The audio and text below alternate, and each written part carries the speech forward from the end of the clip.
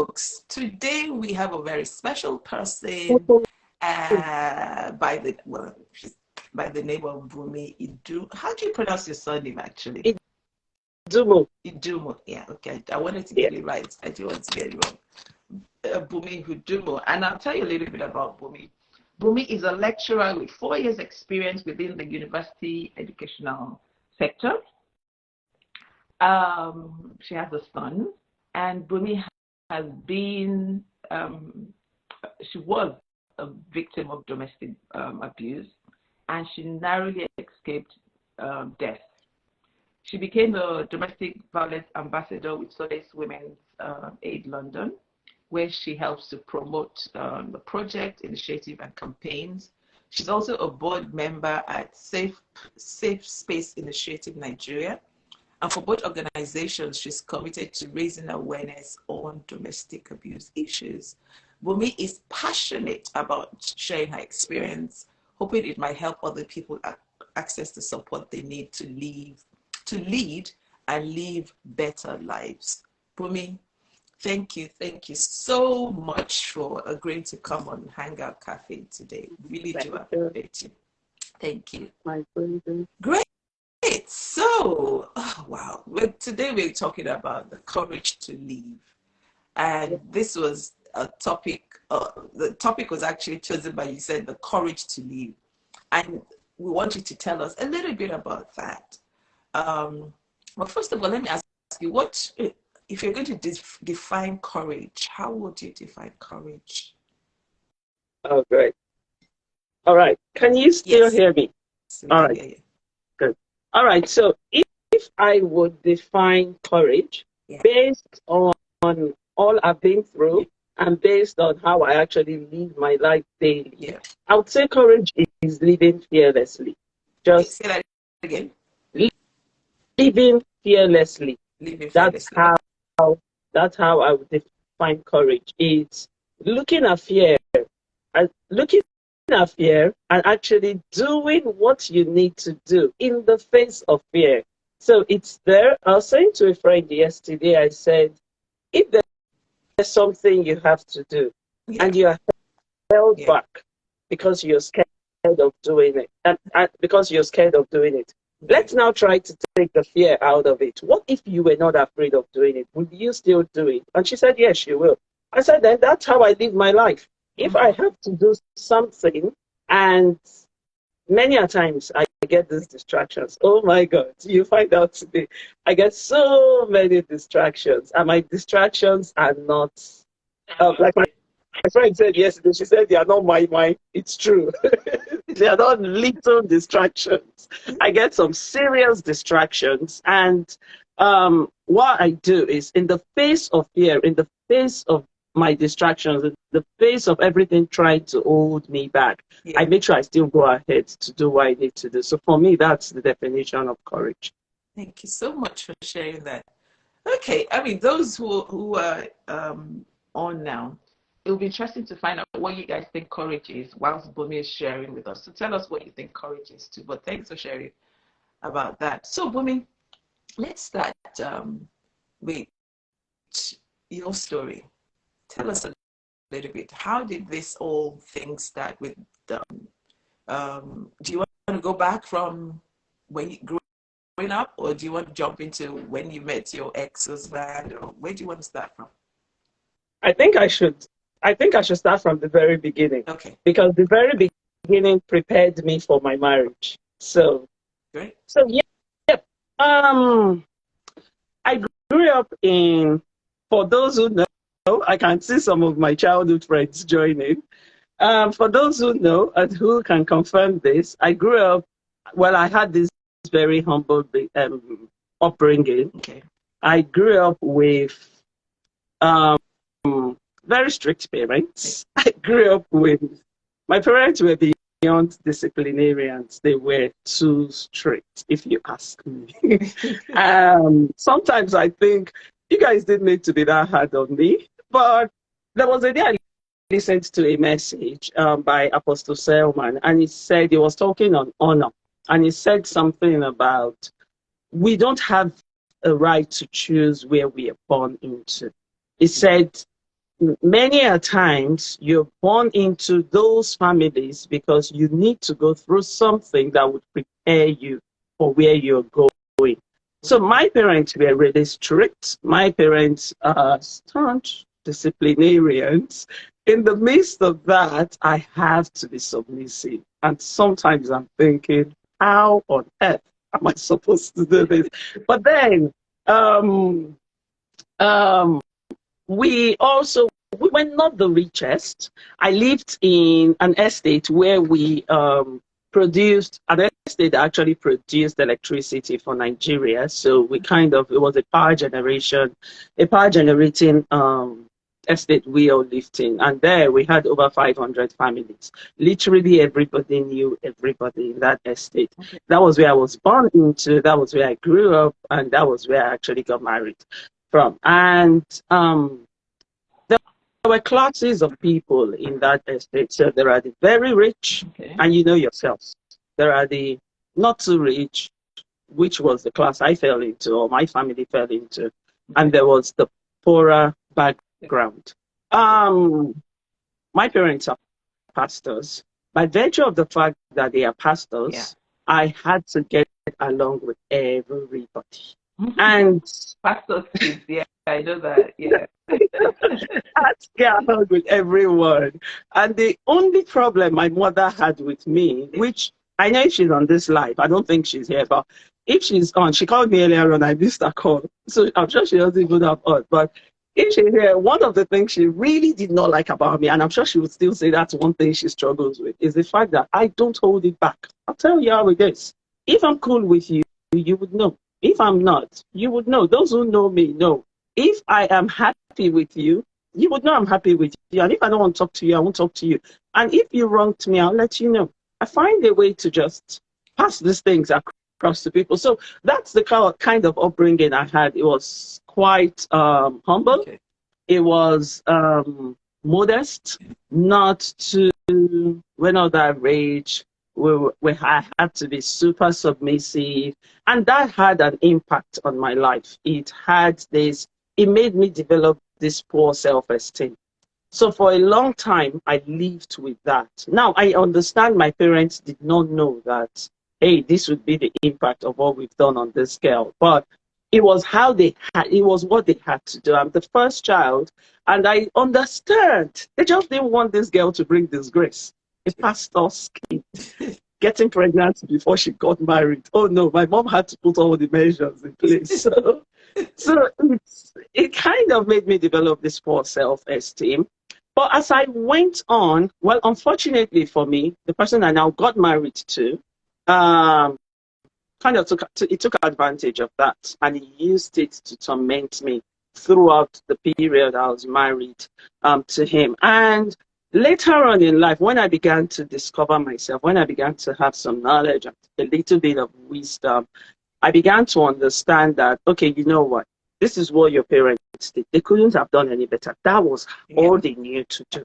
You're going to accept it, and you're going to see how you could turn that into something good for yourself. Yeah. I had to, if I wanted to move on.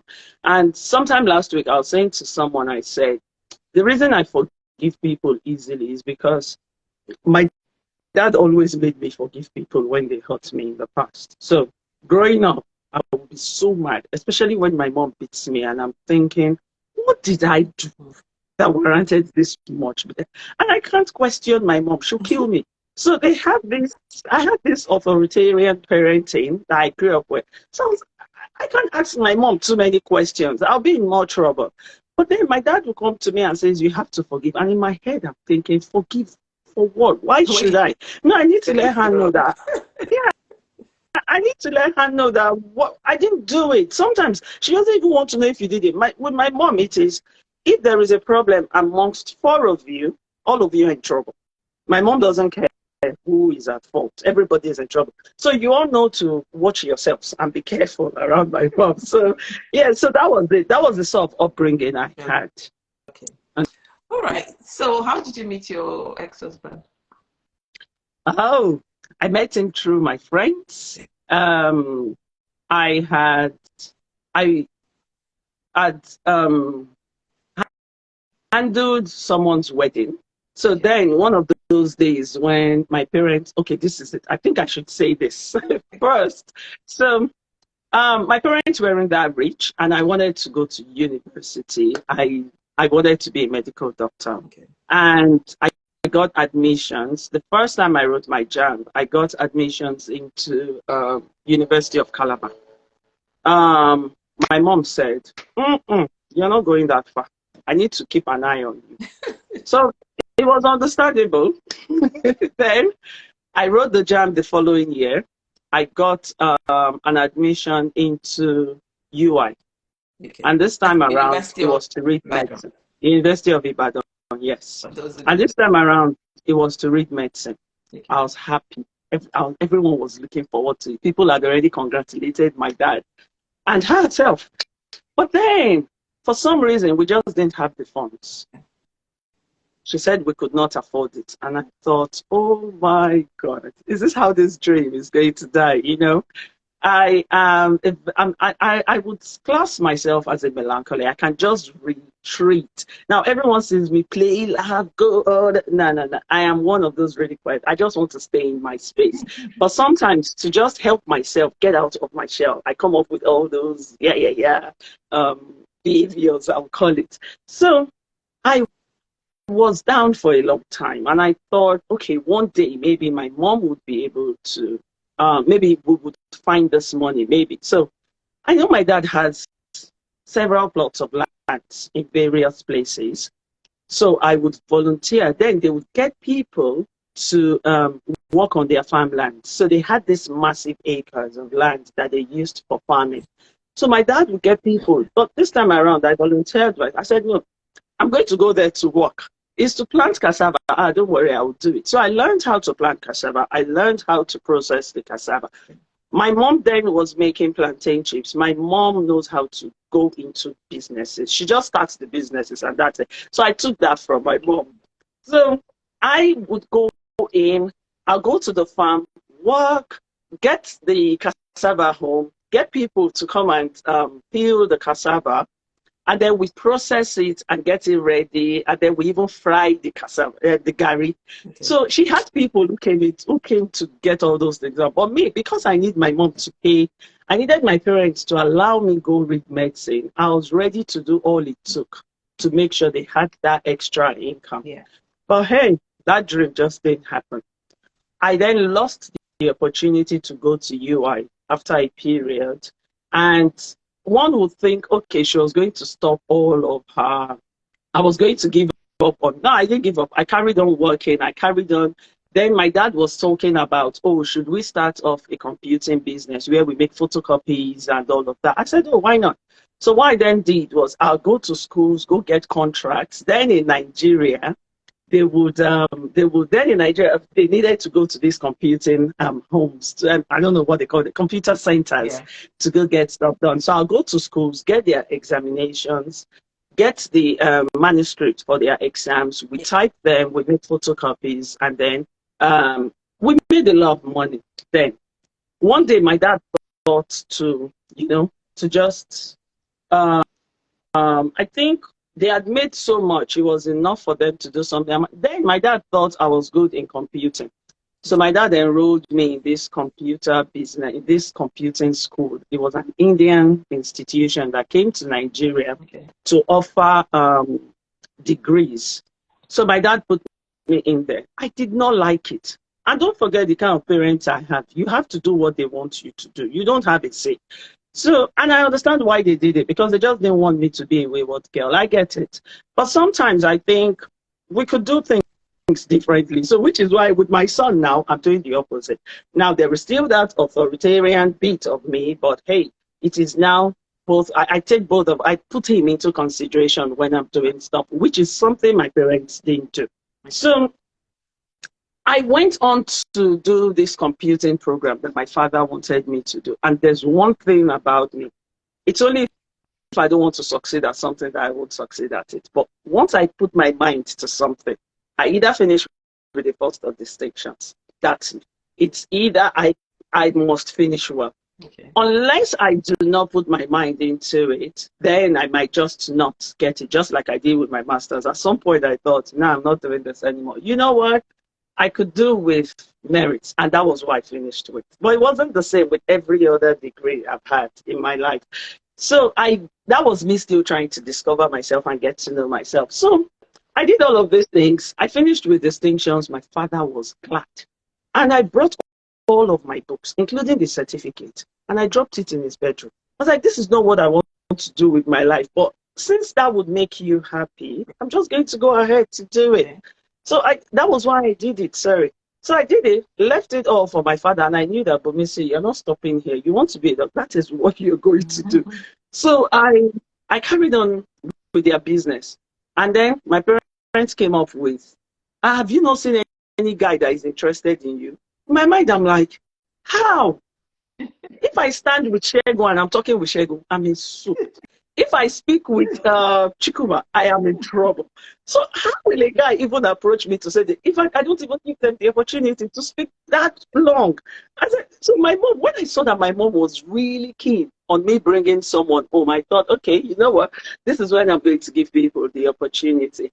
So in the process, I then I started this business because I didn't want to be bored. The fact that I did not get the opportunity to read medicine or to go to university at the time I wanted to go to university wasn't going to make me stay bored. Okay. So I've always had this spirit. I've always been like this growing up. So I went on to start, when it feels like I have less things to do, I give myself something else to do. I was telling a friend yesterday, I said, I thought the new job I got is full-time. I said, but unfortunately, it is work from home. And the way it is, it's only one day I have to work. And they're paying me full-time salary. And the guy said, people are dying to have what you have. I said, hey, the difference with me is I just don't know how to sit down and not do stuff. And I just don't want to spend my days on the phone. I said, I need to do something. I need another job. And the guy said, okay, you know what? I'll link you up. So I just keep myself busy. So that's how you started this business, yeah? That was how I started this decorating business. Yeah. I started decoration and events management. So I handled this particular couple's events. And my ex-husband had attended the event then. He was his best friend. So he had come into the country for the wedding. He saw me that year and he thought, well, I did not know at the time. He said, oh, this girl, I'll marry this girl. Okay.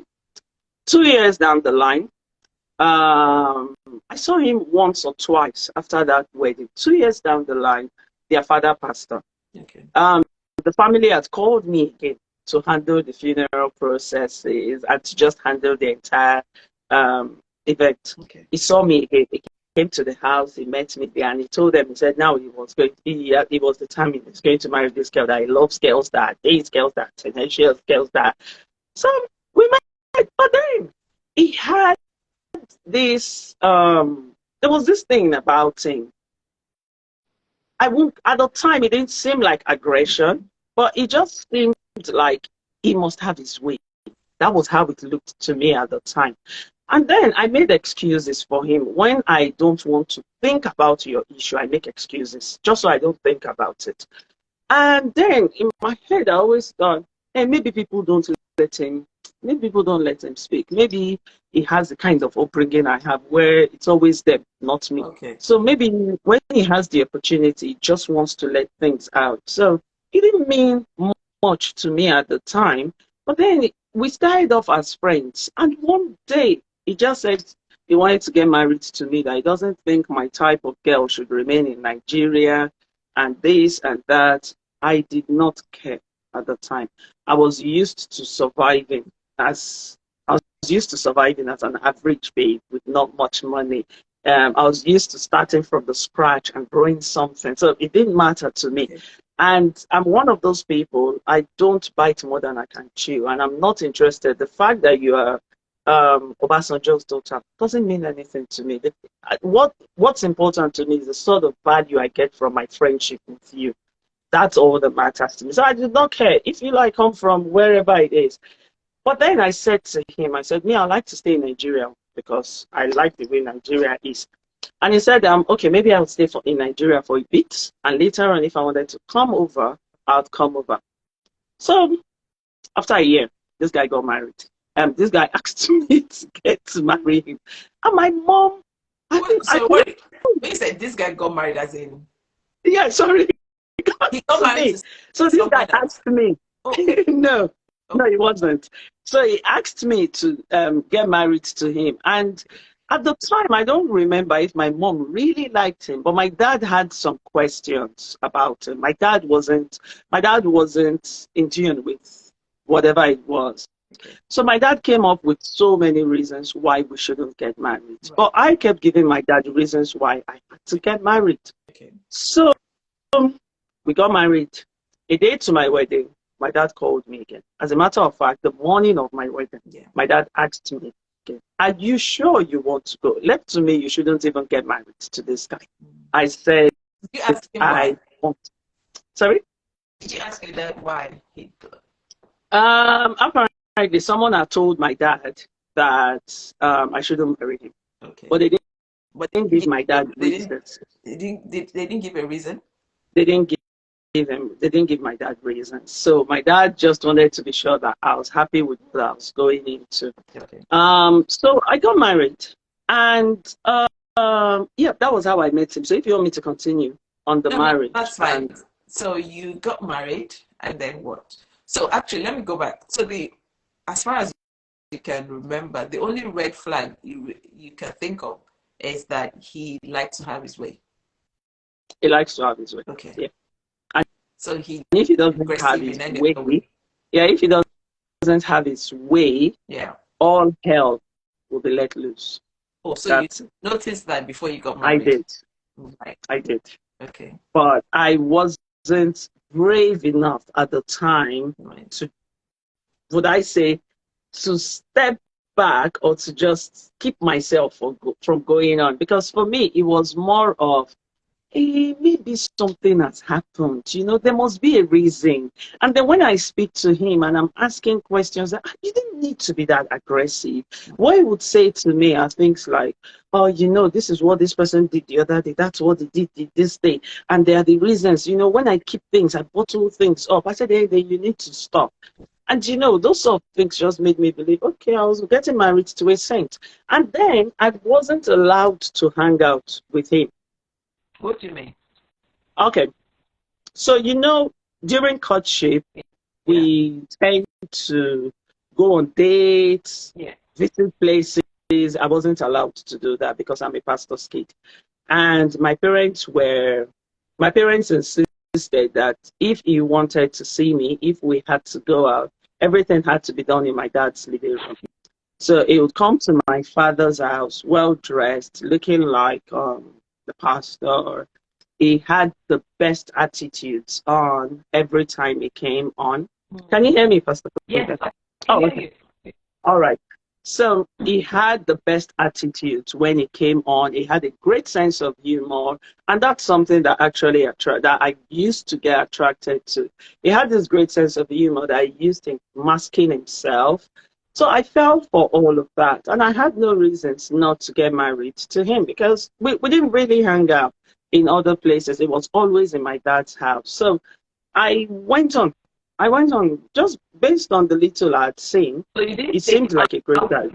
So the only environment that you saw him was at your father's house. It was at my father's Right. house. Wow. Okay. Okay. So anyway, you got married. Okay, so I got married, and the very night I got married, I made up my mind I wasn't going to change my last name because something happened the night I got married. So so we had a fantastic wedding. Everyone here who attended my wedding can testify it was the talk of the town. It was beautiful. I had fun. I had all of my friends from all over the world.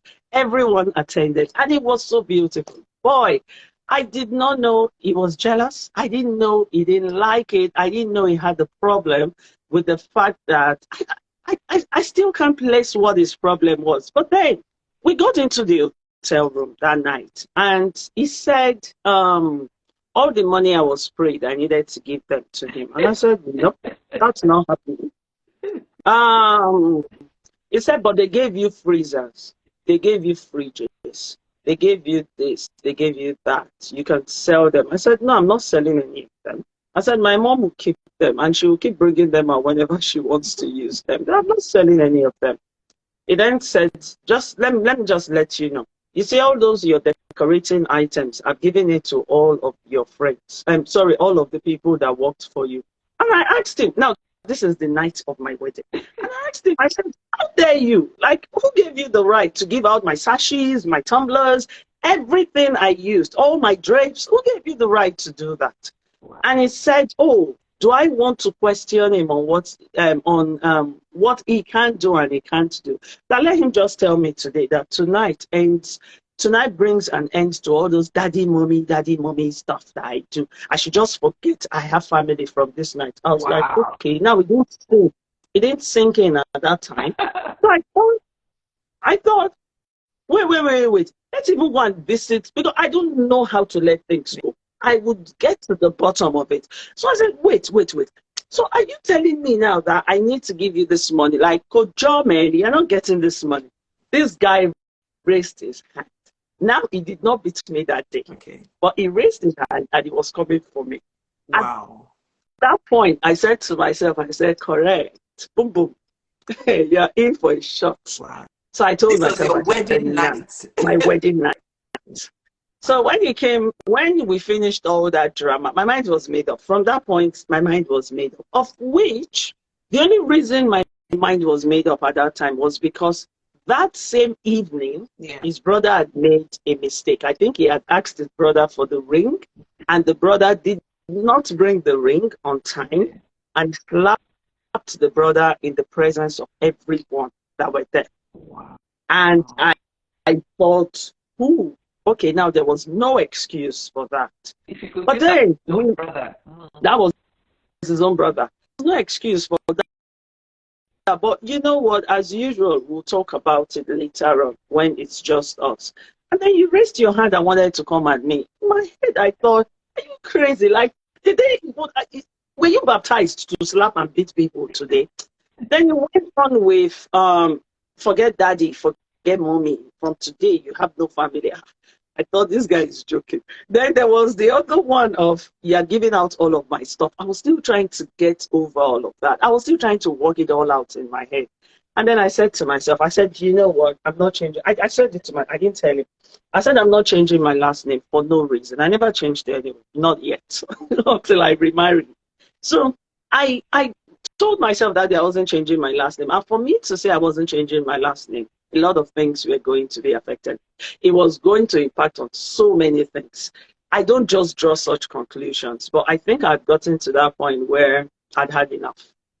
And that was the day of your wedding.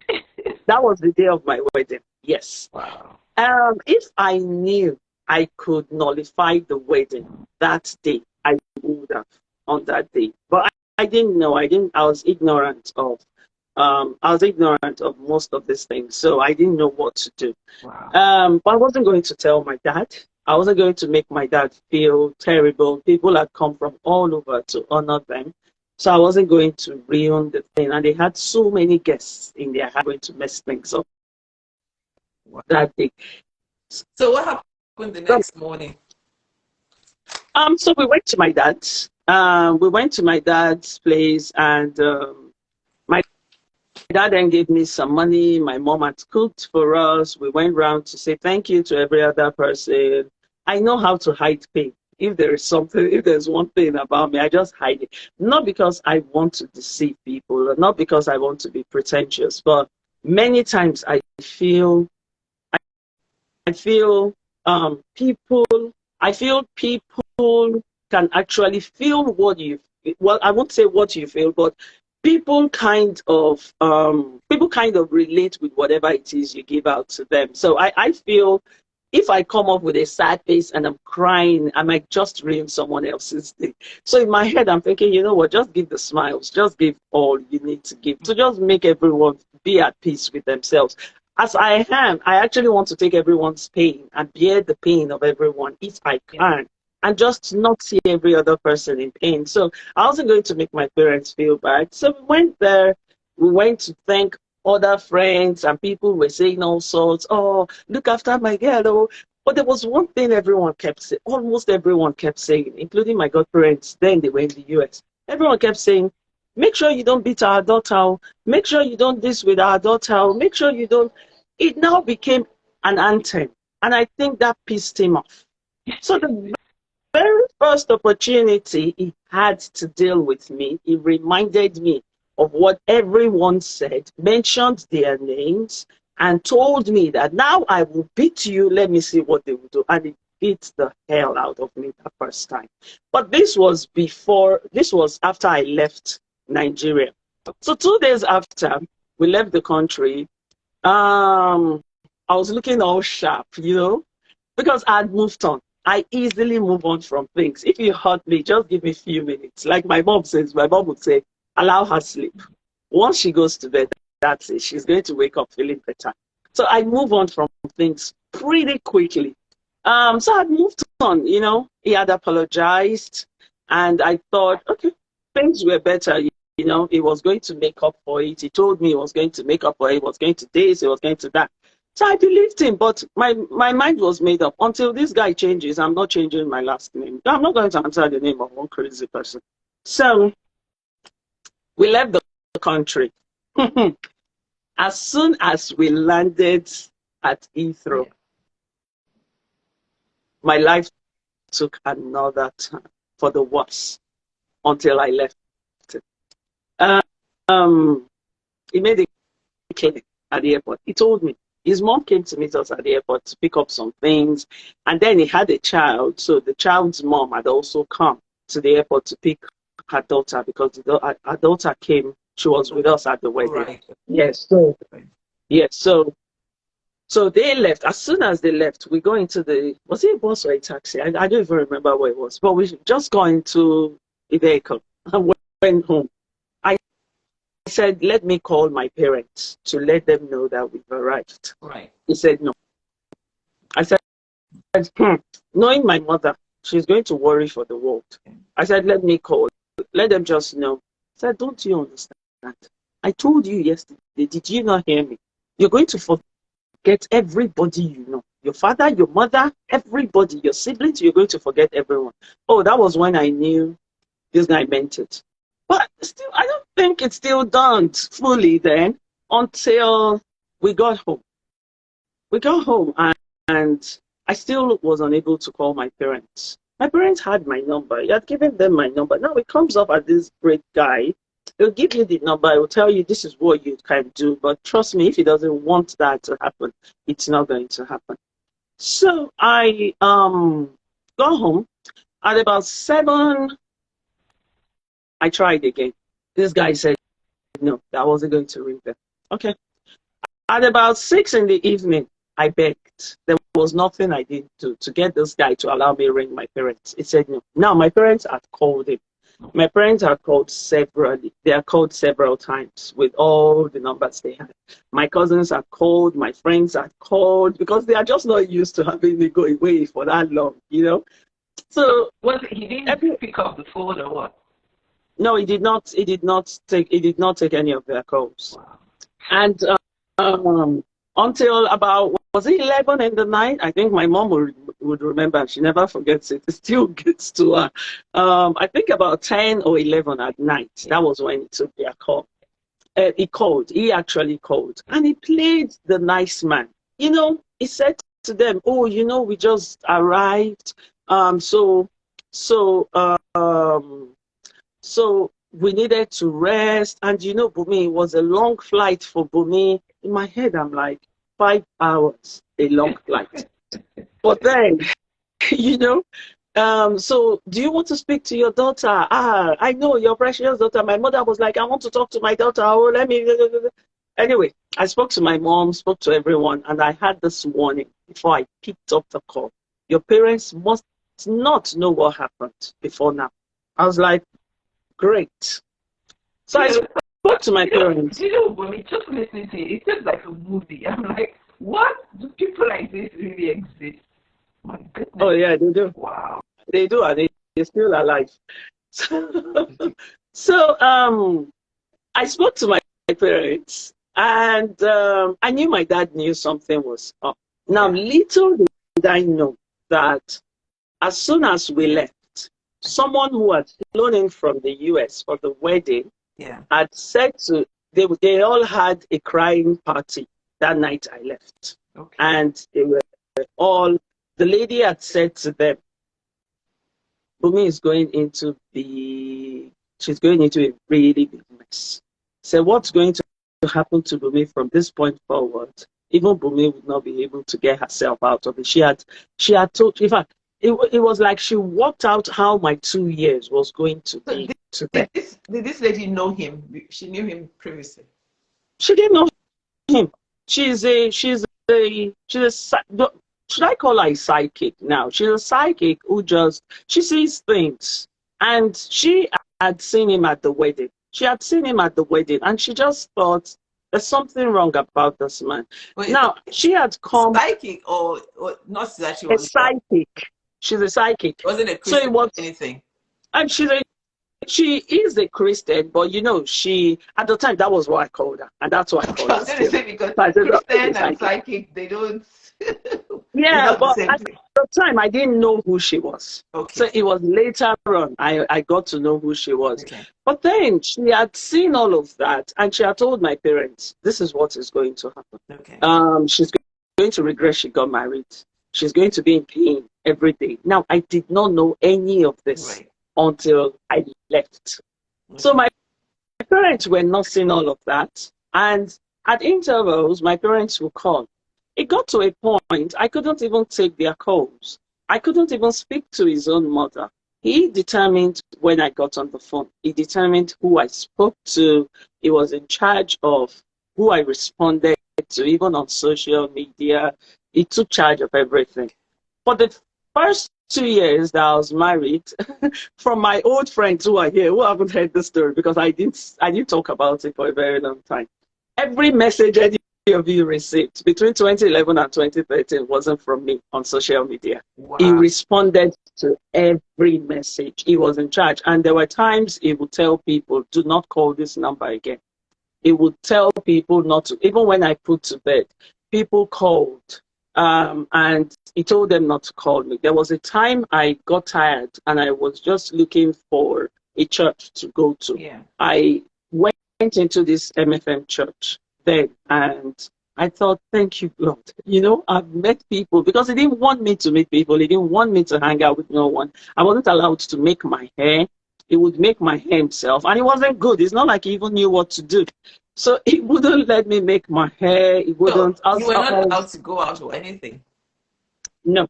Oh, as sad as it was, if we had a delivery, if there was if a delivery man turned up and he wasn't in the house, I had to call him to say, oh, there's a delivery person out there. Do I open the door? And he would give me the permission to open the door. Now he stays on the phone until I get the parcel and the person leaves. So he must hear me shut the door. Then, yes. So I was dealing with all of this. There was a day he beat me blue black, and my mom, for some reason, I think she knew. She just had that feeling that I was going through pain for some reason, and then she called. He answered the call mistakenly. Okay. So he told her I was going to call her back. And then he said to me, I was crying that day. And he said to me, if for any reason your mom figures it out that you're crying, you're dead. Wow. So I had to mask it from my mom. And my mom is one of those people who, when she calls, she's not the only one you're going to speak to. Just prepare your mind to speak to 5-10 people. Yeah. So she would call this one, she would call that one. This is Bhumi,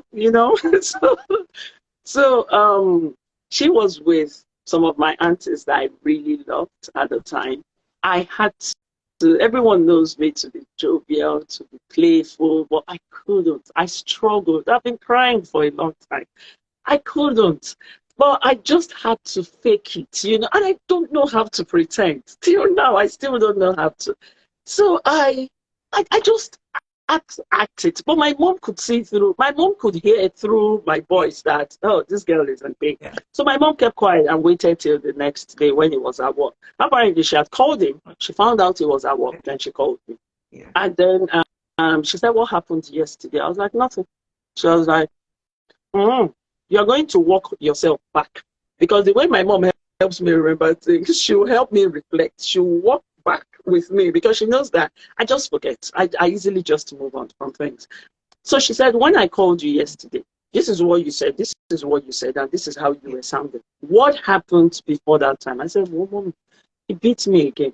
She was like, Kumani, boy, you. So she called him and she shouted at him, and that got me into more trouble. Wow. So I learned not to tell my parents about it. So I kept quiet. The very first time he beat me was... Let me just go back because yes, as far as I can remember, at least when I got married, which is 30-something years ago. Before you get married to someone, you find out about the person, about his past and all of that. So, for example, did you this child that he had, was he married to the mother, or was she just had a child for him? Okay, so we had done all that. We had done all the checks. Okay. So it was someone who got pregnant, one of his ex-girlfriends. So he didn't get married to the lady. Okay. So the lady was one of his ex-girlfriends, and they never got married. Okay. So then I asked this friend. You were the first person he got married to. At the time I got married, I thought I was the first, but I wasn't the first. Oh, okay. So I did not know I was not the first until later. Wow. So at the time I was married, it was just me. It was just me I'd been married to. And the lady, great lady, she actually helped me the day I left the town we lived. She was so helpful throughout the period.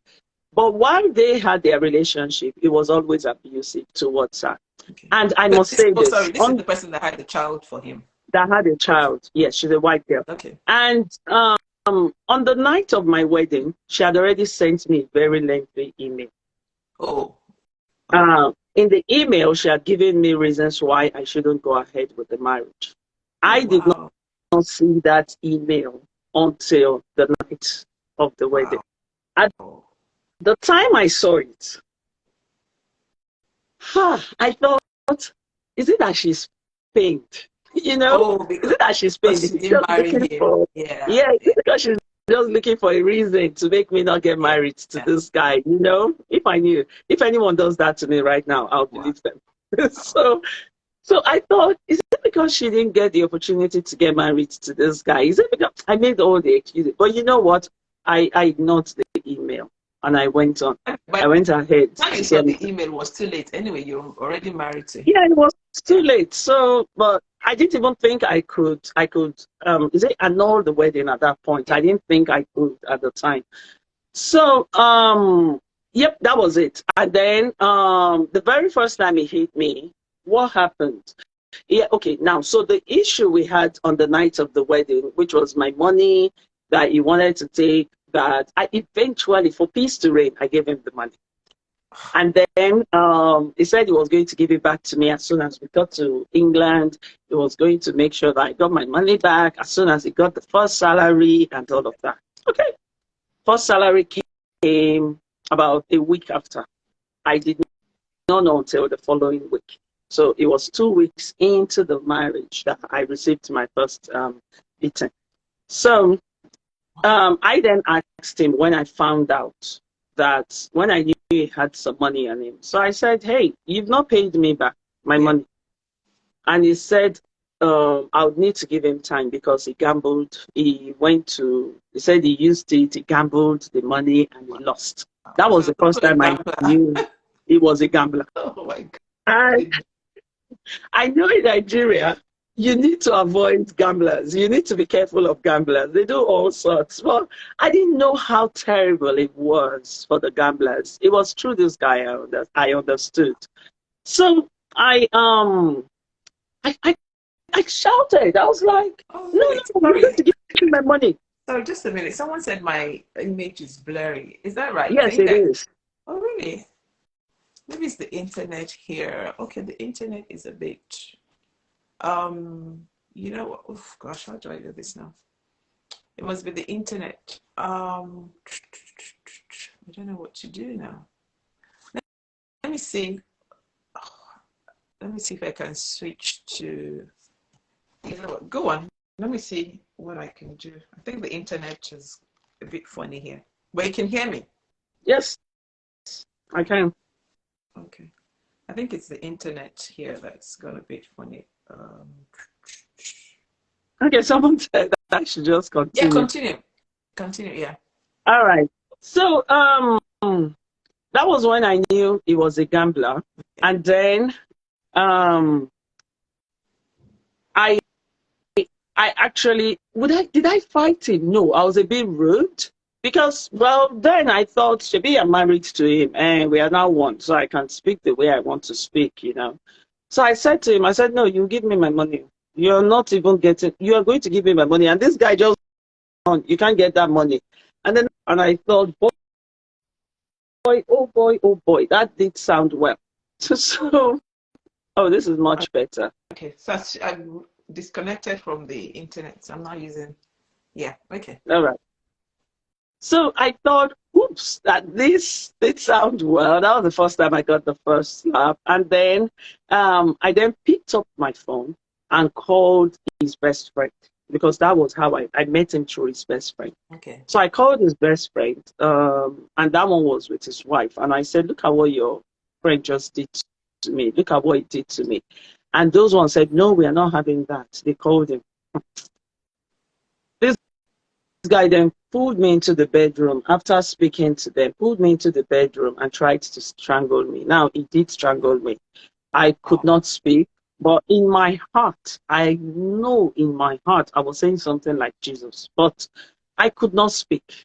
And for some reason, he just let me go. And I knelt down and I was begging him because I felt it was my fault that he did that to me. Maybe I shouldn't have come at him the way I did. Maybe I shouldn't have spoken to him the way I spoke to him. So I started apologizing to him and I thought we had moved on. Then his friends now called him. His friends called him. He called his friends back and they just talked about it and said, oh, that somehow they just talked about it and we just moved on. But I knew from then never ever to confront him with anything. I started living in so much fear. And who am I going to call? My parents to let them know that I'm in trouble? No, I wasn't going to do that to my parents. So they were still basking in. How long did this go on for till you got pregnant? Well, little did I know I was pregnant at the time he beat me. I didn't know I was pregnant at that time. Wow. The first beating and the first strangling, I was actually pregnant. So I was 2 weeks gone at the time, but I did not know until I was almost 3 months gone. So it was when I found out and then we walked it back. I thought, oh no. So it was this, but that just went. And every day, every time he beat me, I had a reason to forgive. I had a reason to move on. The thing with me is once I sleep, once I lay my head, that's it. I've forgotten it. And sometimes I said to a friend one day, I said, may I remember the people to avoid? Because one mistake I make is I then see you and I forget what you did to me yesterday. And I'm saying, hello. And then I'm laughing and playing. And then I remember, oh, sugar. Sometimes it's people that even let me remember that we have an issue. So I'm thinking, oh, sugar. So now I'm deliberate. Now I know that, hey, this one, avoid this one. But, with my marriage, I just carried on every day. And every day I told my closest friend, I said to her, I said, every day of 2 years with this guy was pain. It beat me literally every day. I was tortured literally every day. My British parents were saying the other day, because they were one of the people who helped me leave. They were saying, they were making jest of me when I visited them around Christmas, and they said, we're trying to remember all the incidents. And she said, hi, is it when you serve him the food he doesn't want you to serve? And he flings the plate across the room, makes a mark everywhere, and you still have to bend down and clear it. I'm like, oh dear, there were those days, man. So, for as little as I got beaten for so many reasons, one of them would be for as little as one of the major reasons I got beaten was if I've been asked to cook, if he says, if he has rice, white rice, plantain, and stew, Yeah. if he had it this afternoon, Yeah. under no circumstance must I repeat that in 48 hours. If I do, I'm in trouble. Wow. I must not repeat it in the same pattern or in the same way. So I then had to remind myself of what he had in the morning. Now he eats twice a day. I have to remind myself what he had in the morning or in the evening, and I must never repeat it in that same way in 48 hours. So I decided to come up with something to help myself. I came up with a meal planner, more like a timetable, kind of. So I had it up there, what we were going to eat, what we were going to, but it never worked because this guy only ate what he felt like eating. And with pregnancy, I didn't remember so many things. So I would have to note down what I served him the previous day and the other day. Yeah. And it became mentally tasking at some point. I couldn't keep up with it. So it is what comes to mind I would cook. And many times I'll ask him before he gets home, because there was this rule. He'll call me when he leaves the office. Now it takes him 20 minutes to get home at the time. So if when he calls me 20 minutes to the time, I need to start preparing his food. So I had to save myself all that stress. And yes, I didn't have a job. He didn't even let me work. The only thing I had to do was to cook and get myself ready for sex. So what did I do? I would call him sometimes hours before to ask him, okay, what do you feel like eating today? Just so I can get it ready before you come. And that was me just trying to save myself a headache. Everywhere in the house, when I looked around the house there were frames everywhere in the house. Those frames were not because we loved to have frames or artworks in the house. It was because we had destroyed the wall. Yeah. So he had to cover up, and he just gets angry, and he will smash TV, he will break this, he will break all of that, and I'm the one who has to pack it up. So hey, I'm trying to save myself stress. I'm pregnant here, and I'm not even going to keep stressing to clean the mess of this guy. So Bhumi, what are you going to do to ensure you don't get in trouble? Call ahead of time and ask questions. Now that was one. There was also the rule of every time I get back, you have to pick my ingrown. And you what? I have to pick all the pimple and the ingrowns. I have to bring them up. Yeah. So yeah, that seemed, I don't know, for him, he liked it. And if I missed, yeah. I'm so sorry. I'm so cross. What? If I missed one, I was in trouble. There were times I missed a few. And for every time he went to the mirrors and he found one, I knew I was dead. And there were times he just let go. He wouldn't even come at me because I missed any part of that. I know somebody will say, I don't understand. What? What kind of person, please, what kind of person was this?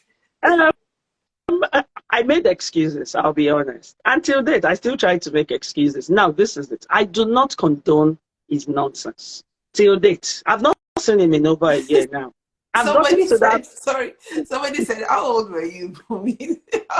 I got married at 26. Wow. And yeah, so I got married at 26, and all of this happened till I was 28. Wow.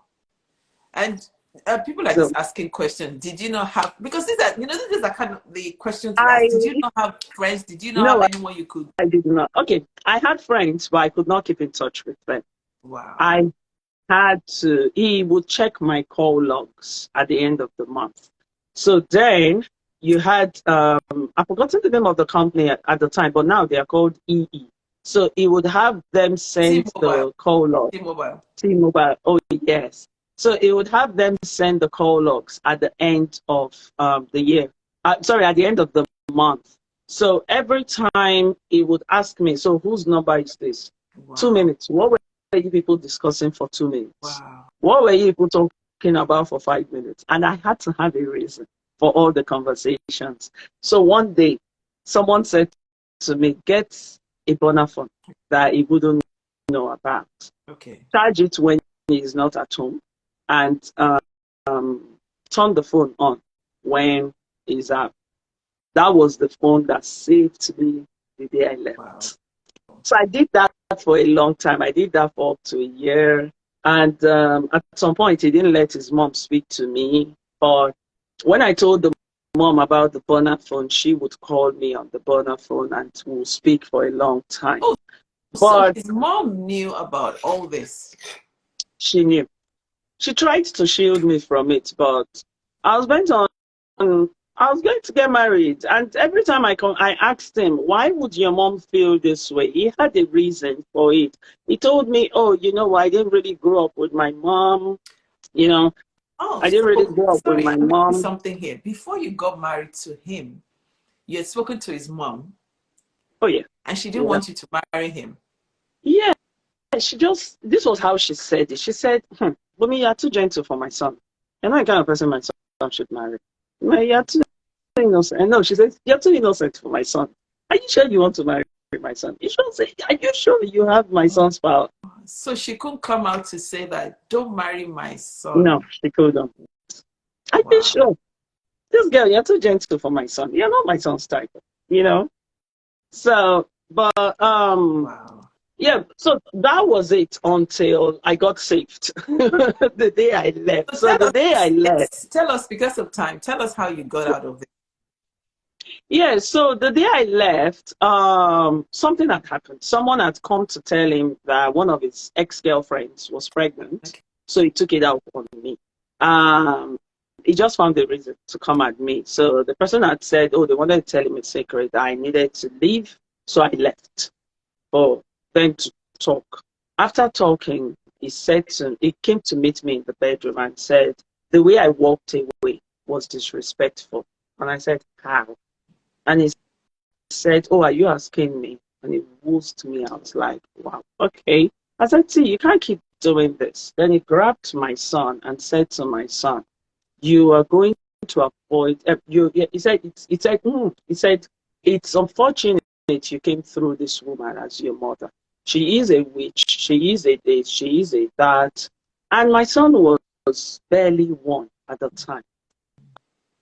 His daughter was in the house then.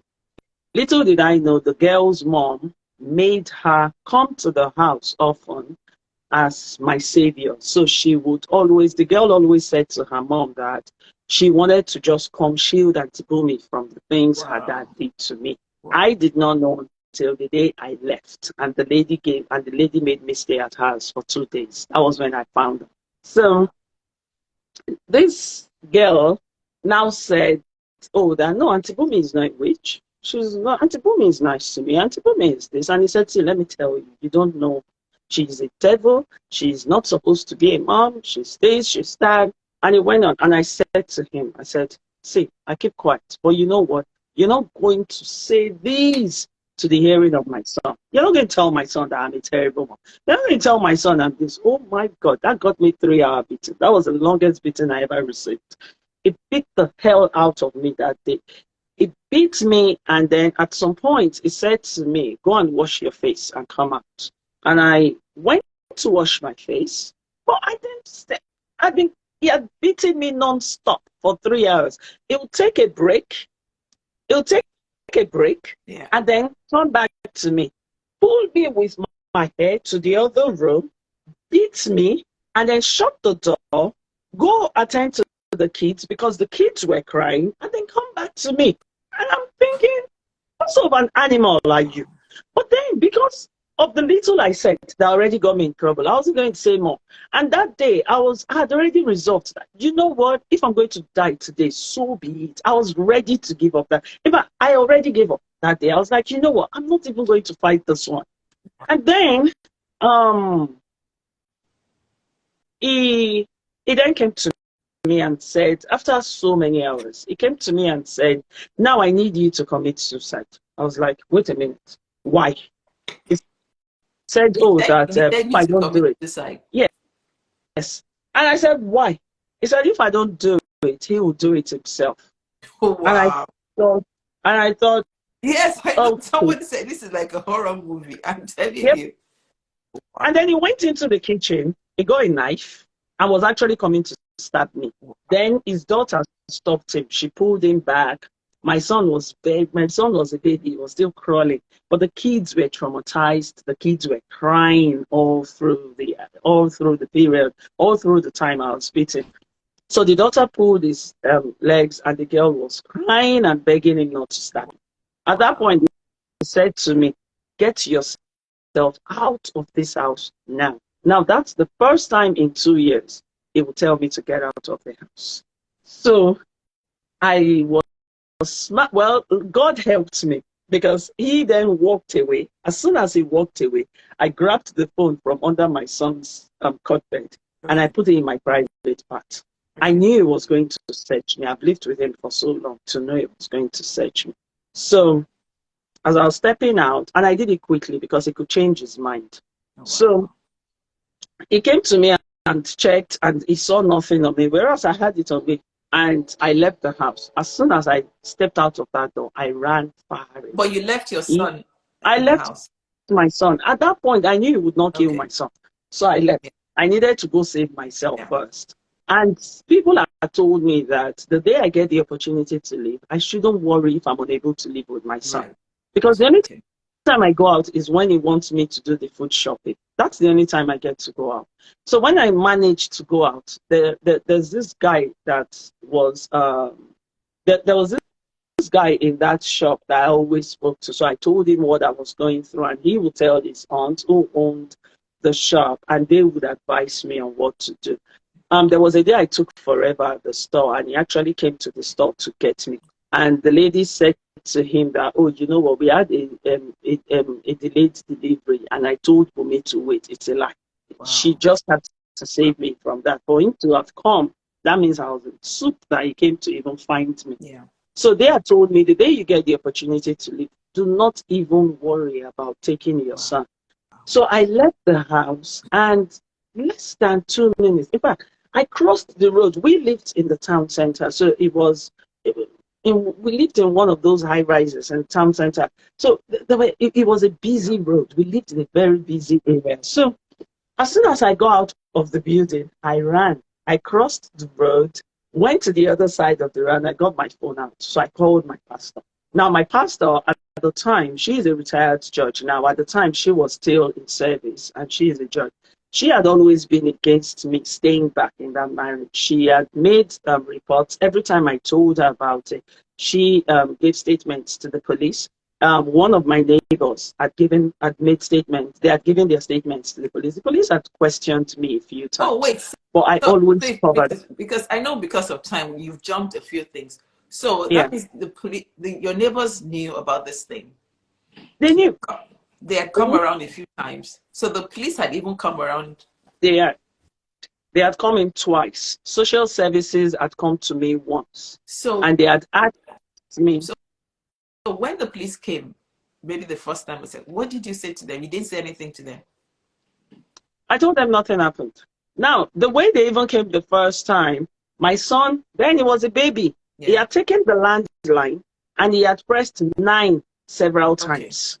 It got Yeah, baby did that. through Yeah. to them. Yeah. So he was just playing with the phone Okay. and it had gotten through to them. So they came over to the property one day. Okay. On getting in, they asked if everything was okay. I said, yeah, everything was fine.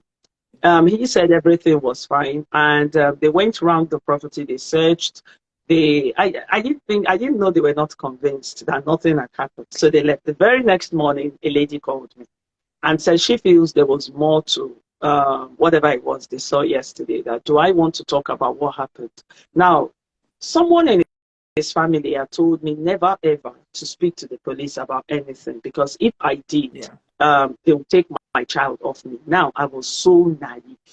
I Mm, believed. okay. Yeah. I believed them. So I never spoke to the police. I never told the police the truth. Okay. So Okay. um, on this particular day, I ran out of the house and I said, nah, I'm not taking it anymore. This one, he had even told me to leave. That's it. Yeah.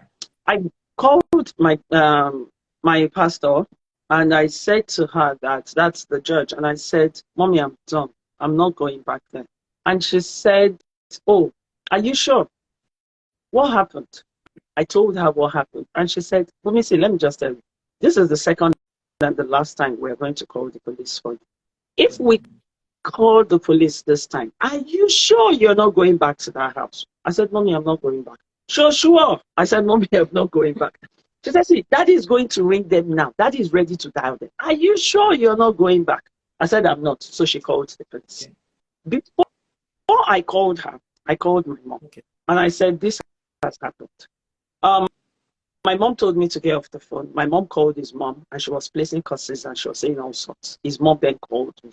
But before his mom called me, his mom called the police because she felt no way that this can't keep going and this can't carry on. So she called the police first. Okay. And by the time my pastor would call the police, they already received a report from my ex-mother-in-law at the time. Okay.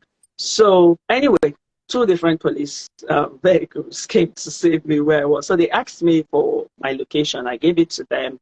But just before the policeman arrived, he had come out and started pleading with me to come back. And he came with the kids this time around and told the kids to beg me to come back. Now, while he begged me to come back, his daughter kept giving that sign of no. So I knew not to. How old was she? She was 7. She was 7 at the time. Wow. So she kept giving me that. No, don't. But then she said, I'm sorry, Auntie. Sorry, Auntie Bhumi. But so I wasn't going to go back. But then the police met us and then they took us back into the property and they were asking questions. And while the police were interrogating me, he said to me in pidgin, not go tell them anything. Remember waiting until can he tell you? They go take the king. So the policemen were like, what is this saying? I said, oh, he's telling me not to tell you. Now, at that point, I was ready. I was done. I said, he's telling me not to tell you what he said. He said I shouldn't tell you what happened. That if I told you guys were going to take my kids from me. This guy now started off with them, said, oh, that in case they don't know, I have mental issues, that I'm due for some. Oh my goodness, are you serious? Yeah. Oh, he wow. said I had mental issues that was due for an assessment soon.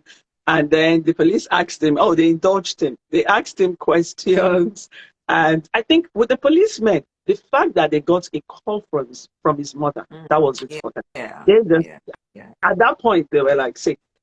One of them told me when they all left, he said the mom's call was the call that made them know that they shouldn't have left him in the house. Wow. So they took him out at some point and told him not to return to the property. And then they told me they were going to involve social services again.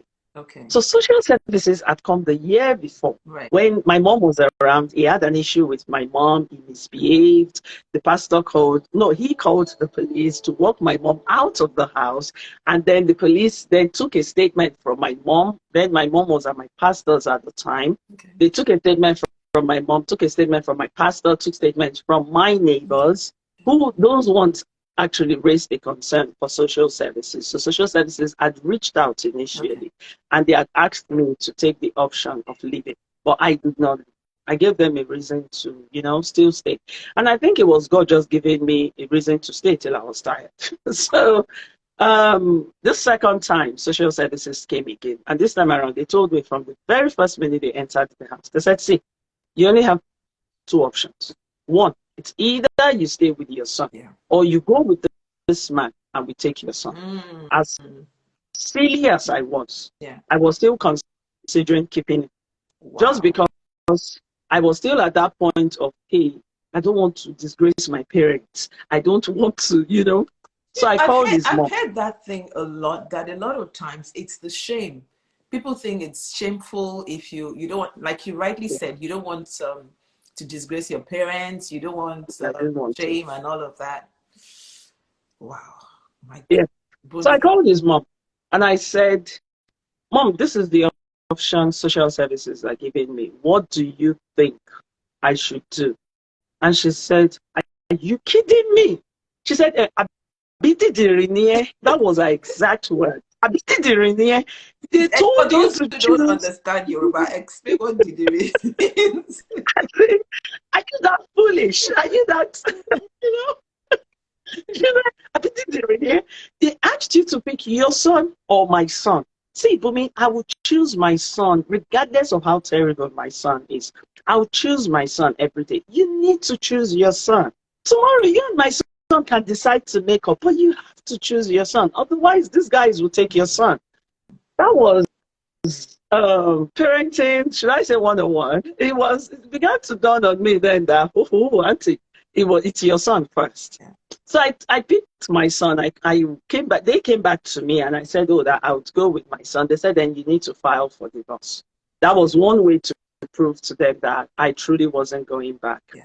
So I filed for divorce. It took some time. But then when I was thinking to file for divorce, I went back to my parents.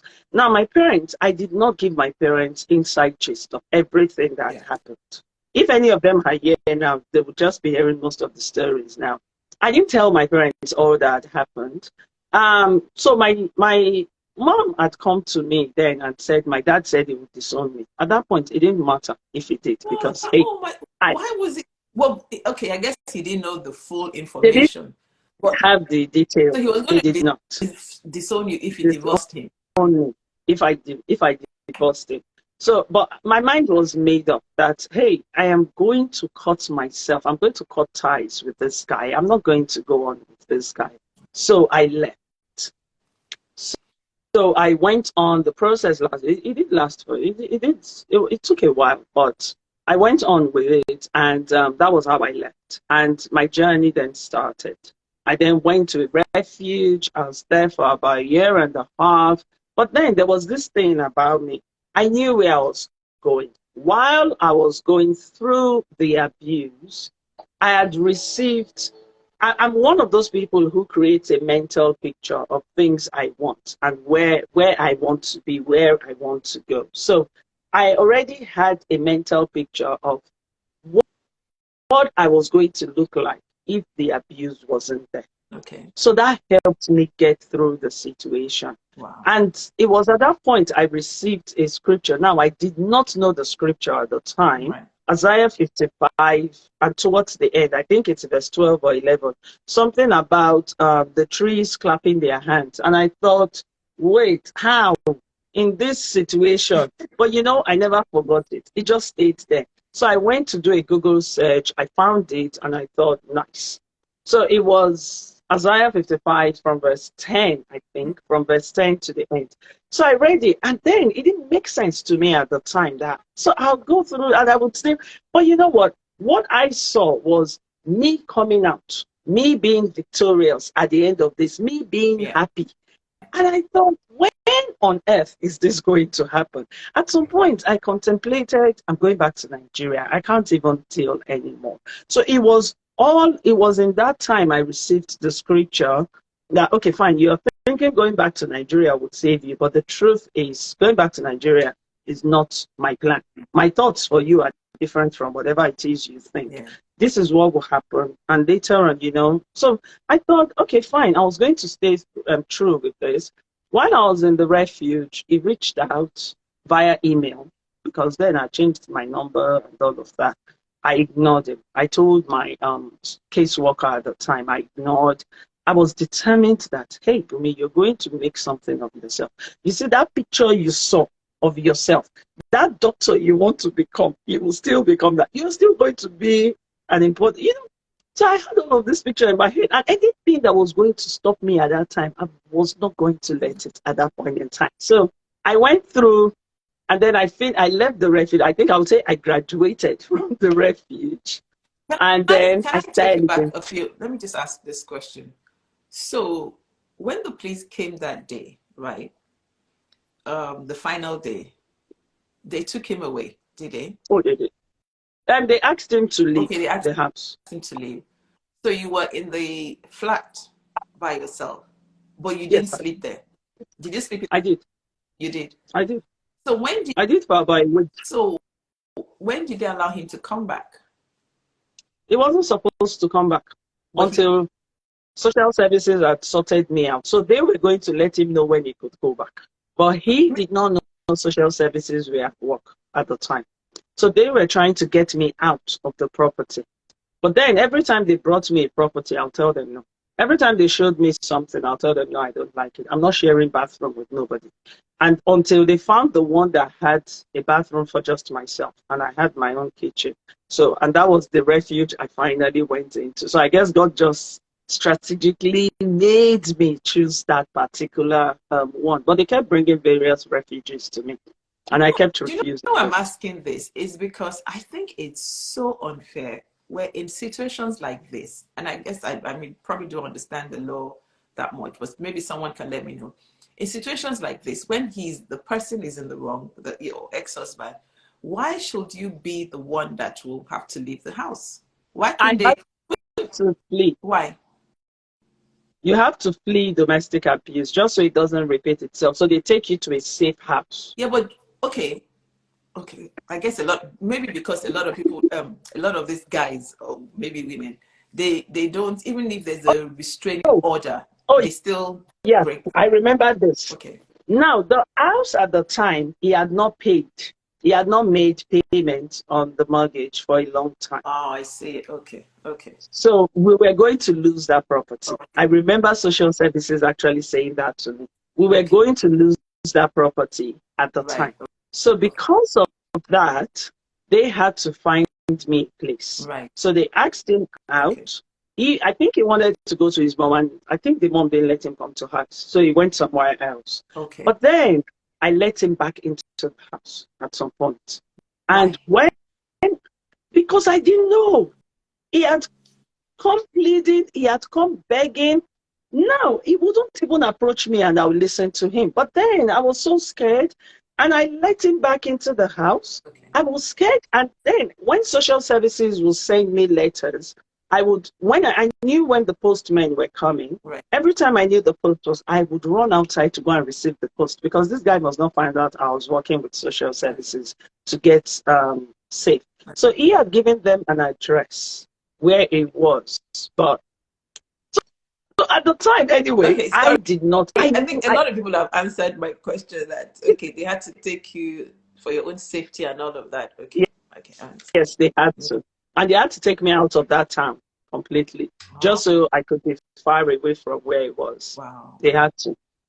So I did all of that, but then I didn't give up on what it was I wanted to do. I didn't give up on my dreams. I didn't give up on the things I wanted to do. So I was saying to a friend yesterday, I was talking to her yesterday, and I said, in the face of all of these things, going by what I've been through with the man and what I went through with my parents, I'm sorry, what I went through in my dad's house, of which they were just disciplinarians. They were just trying to keep me, well, Straight and keep narrow. me, they were just, yeah, they were just trying to just make me a good girl, more like. Yeah. So in the face of all of that, how did I come out of it? Yeah. How do I After all you've been still through, wow. move on? How do I still press How on? do you still It's have just a smile simple. on your face? Yep. Wow. And every time I The see thing you, is, you're always smiling. How long ago did this thing happen? it happened in 2013. Yeah, so 2013. 2011, 2012, and 2013. About 10 years ago. Wow. Yeah, 10 years actually. Wow. Yeah. Wow. So, what do I do? One, I try to acknowledge and admit it that, hey, this is Yeah. happening. This is how I Yeah. feel right now. And it took time for me to understand it. It took time for me to actually, I'm one of those, someone calls me is it a late boomer? A Yeah. late bloomer. It takes time. And I take forever to process things. But once I do, Mhm. and I have head ways with what it is, forget it. I'm just going with it. No one can confuse me. No one can take my mind off it. So it took some time to work this out, but this is what I do all the time with little issues, with huge issues, with whatever it is. This is what I do. One, I was saying to a friend yesterday, I said, I'll give it this acronym, ACT, ACT. Okay. I try to acknowledge my situation. I admit it that, hey, Bhumi, this is happening. This is actually happening to you. Many a times, if I can't remember, what I do is I try to reflect on the incident to work out what it is that must have happened. Because with reflection, I get clarity on why those things have happened. So when I do that, and a major reason why I do it is because it just helps me to get over whatever it is I'm feeling quickly. So it helps me to just transition. If I need to cry, I cry. If I need to call someone, I call someone. But most importantly is that I'm aware of my emotions and I take full responsibility for however it is I feel. Then the second thing I do is I confront the situation. Now there are so many ways I confront my own situation. One that works for me is I sleep. I said that earlier. I can't sleep. So my mom said to him when on the day I left, my mom said, see, whenever she's angry, just pray she goes to bed. Once she goes to bed, that's it. And that's it. You can shout at it. Once I sleep, even if it's for 5 minutes, I forget what happened. Many times I don't really forget, but I just don't feel like carrying on with it. So I just sleep it out. One of the things I do is I try to counter the situation depending on what it is. Sometimes I might just be in my room or doing something and I will just receive that, Bhumi, you know you're going to have an accident today. And I'm thinking, and you know the worst thing, because my mind is powerful and I am connected with, I'm so connected with my mind. I see these things. And he said, you're going to have an accident today. And I would see the accident play out. What do? I counter it straight up. There was a preacher I listened to who said, no, it wasn't actually a preacher. It was Safela Durotoye. He said, never counter a negative thought with a thought. Rather, use your words to counter negative thoughts. So I know to, So I know to counter them as they come. So, oh, you're going to have an accident today. Oh my God. Sometimes I kabash. Sometimes I speak and I just say things that counter it. And I say things like, no, me, I have an accident. It's not possible because the Bible is clear. I'm going to live long. I'm going to go to my grave at full old age. I cannot die. I would live to fulfill my purpose here on earth. So it's not me. I can't die. Then I put an attitude to it. Like a friend of mine would say, be your own cheerleader. So me, I cheer myself up. And I tell myself, me. So I look like somebody that will have accident. But how? Hey, those are some of the things I do. I just downplay it. You know, but first things first, I counter it. And that's because, hey, I've understood how it works. I've accepted it. I've admitted it that, you know what, this stuff is there. It is there. It's going to happen if I don't do anything about it. Then I counter it with my words. I speak, I declare, depending on what I feel led to do at the time. Now, after doing that, if I feel what I've done is not enough, if I feel I need help, I get someone to assist me. I call my friends. I have people I can call for different reasons. I'll call my friends and I'll let them know how I feel to see the help they could render. Now, if they still can't help me, I take it a mile further and I get help. I get professional help. I have, at work, I can always reach out to the therapist at work. In church, in Jesus' house. I was going to ask, did you ever seek counseling for all the years of abuse? You went through counseling? I did. A therapist? Okay, I did. Fine. Yes, I did. So I had counseling. It was actually in Jesus' house. So there was a day Pastor Agu was preaching, and Pastor Agu was saying something about people who he said he felt led to pray for people who had been through hurt and pain. And he wanted us to come out, you know. I came out and I just found myself crying. And I didn't believe I was still feeling hurt at that time. Now, this was so many years after. Yeah. So the pastor that prayed with me felt I needed to see somebody. Okay. So he spoke to, I think he spoke to Lady Curd, and then she went on to speak to Dr. Zoe, Okay. who then booked meetings with me. I had quite a lot of meetings. So, and we're having one soon anyway. So she's one of those I just run to when it is, when I can't handle it, when I can't bear it Do you anymore, still when have I don't flashbacks? really, Really? Okay. really. So really, I don't know why, actually.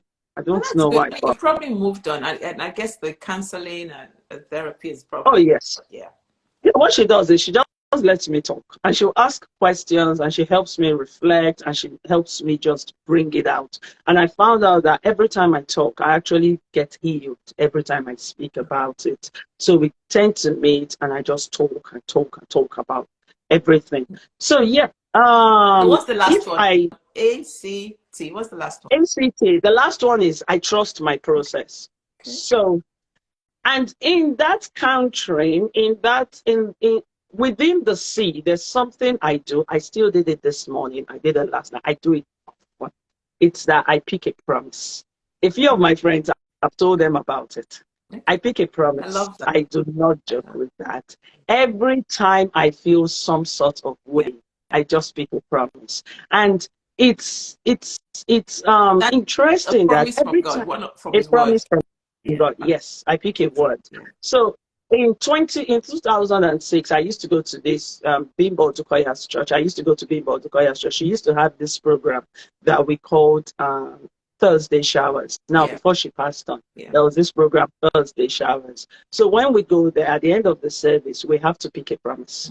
And the promise I picked always ministered to me. Yeah. So I never stopped. So since 2005, 2004, I never stopped speaking a promise. Every of my journals, you would see a promise. I always write TFOLC promise. Every time I pick a promise, it always ministers to the situation at the time.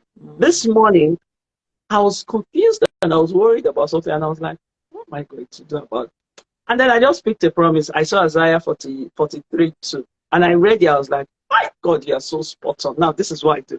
Sometimes I am my own friend. I am my own company. Yeah. I just sit down and I crack jokes and I'm just gisting with myself. So I was like, Kai, you're so on point. And that just gave me some peace. I felt relieved. And I always do feel relieved. So that's something else I do. I do that a lot. It was recently, Pastor was saying to me that you're one person that God speaks to through, God speaks to through the Bible. Yeah. Make sure you read the Bible as often as possible, even if it is one chapter in a day. Just make sure you read it. So that's something I started doing this year. Okay. But then I give myself to prayer as well. Yeah. I just join. If there's a prayer meeting going on, I join. But on my own, I try to just take out time to just say a prayer. Yeah. For sometimes I don't even know what to say, and I speak in tongues. So I just do what I feel led to do. And there are times you would see me praising my way. I'm just dancing for no reason. And many a times when I do those sort of praise, when I dance like that, something great happens. So I do not abuse it. So when I'm expecting stuff and I'm not sure of how to go about it, I just switch to praise and I just do it. There was a day something happened. I applied for a permanent position somewhere, and I was too sure I was going to get that. There was no reason why I shouldn't get that job. No reason why I shouldn't get it. Lo and behold, I knew that day I was going to hear from them because they had told me I was going to hear from them by that day. So I was going to work in the morning. I was on my way to work, and I heard clearly, if you don't get that position, will you still praise me? In my head, I was like, what kind of a trick question is this? So I said, and see, the peace with which I received that, I knew that wasn't the devil speaking to me. I knew that was God. So I said, oh, I said, of course. Do I have a choice? Of course, I'll praise you. Yeah, yeah. 5 p.m. came. I received an email. They didn't give me the position. Now, there was no reason why they shouldn't give me that job. I'm functioning in that job. I just wanted to make it permanent. That's it. I'm doing the same thing right now as a contract staff. So anyway, they didn't give it to me, but this was what they said. They said, unfortunately, we can't give you the job. However, we do not want to lose you. Therefore, we are going to give you, and we're going to help you get. They were going to enroll me for something to get some qualifications, to do some stuff. And then they asked me to come in for a meeting. I got into the meeting and I was asking the lady, so why did I not get the job? And she said, we just didn't feel it was the right time. And I thought, how would you feel it's not the right time for me to get? Did I do badly? And she said, no, I didn't do badly. As a matter of fact, I did well. And at that point, I remembered, if you did not get this job, little did I know God wanted me to God wanted to take me out of that place. Wow. And then he planted me somewhere else. Where he now planted me, wow. I got double what I had there. And I thought, you know what? I'm going to keep doing this. I'm just, but at the time it happens, it's always difficult. So yeah, so my tea is for you to just trust the process. Okay. Trust the process. In the time that we have, in fact, we've actually run out of time, but I need you to answer just a few questions that people, I see people are asking. So first one, quickly, was he prosecuted? Was your ex-husband prosecuted? I did not press charges. I refused to press charges. Oh, yeah. Wow. Okay, now I know if we go into that, that's going to be another, so I'm just going to leave it there. Hopefully, maybe another time we'll get to talk about it. Do you co-parent with him? Yes, I do. So you get to see him and your son sees him? Yeah, he gets to see him when he wants to see him. That's why I say, yeah. Wow. So it's when he wants to, because he's a busy dad. He's married. He's gotten married, I think, 3 times afterwards. So he's busy. He's got many kids, and yeah. So it's whenever. That was the question. Once somebody asked that, did he remarry? So yes, yeah, he married. At least I know he's been married twice after mine. He's remarried. But it's just that we don't have the time, because I was going to say that because you did persecute him, he's probably going to abuse another woman. Well, I did not need to, because there's already a record of him battering people. So I'm not the first. My case wasn't the first. Right. Oh. So there's a record of that already. So there was a day I saw is what's that thing we order for? Is it order? Sorry. This thing that has. Asking, are you also married? No, she's not married. She's not. No. Is DBS. Yeah, I saw his DBS. So he's been charged with battery and the likes of it with other people. So there's no point. I don't like stress. I don't like trouble. But I took on what's it called? Restraining orders a few times from him. So I did as much as I could get. Yeah, it's DBS. Yeah. Okay. Wow, Bhumi, this has just been amazing. Honestly, you're such a courageous woman. Wow. Everything you said, I'm thinking, I can't even imagine someone going through that and still being this cheerful with all the grace that you have, smiling. But again, I guess it's the grace of God. It's the grace of God. And I guess you were determined that you would not allow this to take you down. And because you have a son. I do. Besides that, even before I had a child, it's who Bhumi is. Bhumi is resilient. Bhumi is determined. No one stops me. Nothing stops me. I'm the only one who has the right to stop myself. Nobody stops me.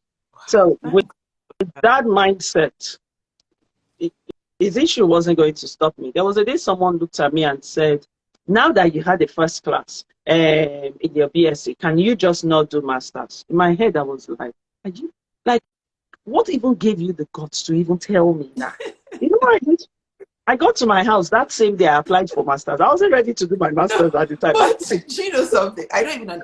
I mean, people are just so crazy. Why would you say that to someone? So because you got a first class, don't bother with masters. Why? Yeah, she was like, yeah, she went further. She was like, hey, because now you start showing up to us.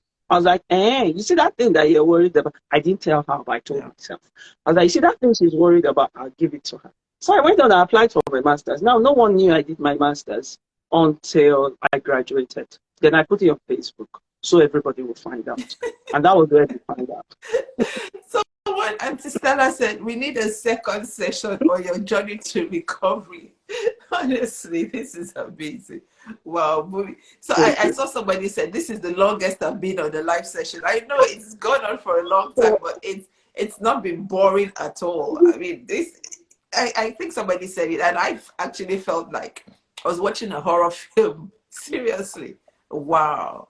Thank you so much, Bhumi. This has been incredible. Seriously. Can we please show her some appreciation, please? Bhumi, thank you so, so much. Wow. Show her some love. Just encourage her. Yes, Bhumi, you are an inspiration. Definitely, definitely an inspiration. This has been, wow. Definitely a horror film. And I really pray that no one would have to go through this again. Seriously. It's, I and know. I we, know. you know, and ladies, and let's teach our daughters, even our sons too. If you know, God has given us what's it called, intuition for a reason. When you know Yep. something is wrong, you know, don't just dismiss it. Do not dismiss it. Seriously, we really need to know that if it feels wrong, then most likely is wrong. And then we need to teach our sons to be better, because Yep. you know somebody's going to marry your son, somebody's going to marry my son. Yep. So we Yep. need to train them up well, treat ladies well. Seriously. Um, I'm glad his mother was on your side. She was. But anyway, let's not go there. But thank you so. Yeah, somebody said there's no trophy for staying in abusive And there relationship. is it. Yeah. Well, you know, I was reading something a few days ago, and someone said that the person who wrote this article said that it's never as easy as, why didn't you just leave? You know, that's the thing we always think, that why didn't you just walk out of the relationship? That is never as easy as that. Never, never. Never. Yeah. Never as easy as that. Until you're in that situation, before you know that, you know, Yes. it's not that easy just to walk away from those kind of relationships. But our prayer is that God, please let none of our children get into those kind of situations. And yes, get help on time, help. And I know Bhumi is available. If you're in a situation like that, you're currently in a situation like that, you can reach out to Bhumi. She works with those who are currently going through that now. So please feel free to reach out to Bhumi, or if you can send me a DM, I'll link you up with Bhumi. Also, if you need to see a therapist, a counselor, I've got loads of my books. I'll put them in touch with you. Anyone that's good. But please, part of what we are here to do on Hangout Cafe is to let you know that you are not alone. That's why all the ladies, the men, that's why they come to share their stories, because you don't have to go through this life alone. Yeah? No. Please. And ladies and gentlemen, again, please follow us on Hangout Cafe if you're not doing that already. I know I can see some people have just started following us. If you're joining today because you're Bhumi's friend, follow us on Hangout_the cafe. We always have interesting stories. People come to share their stories. And I know a lot of the stories have been quite impactful. If you missed any one of the sessions and you want to go back, go to YouTube and search for Olu Adiaga Hangout Cafe, Hangout_the cafe, Hangouts_the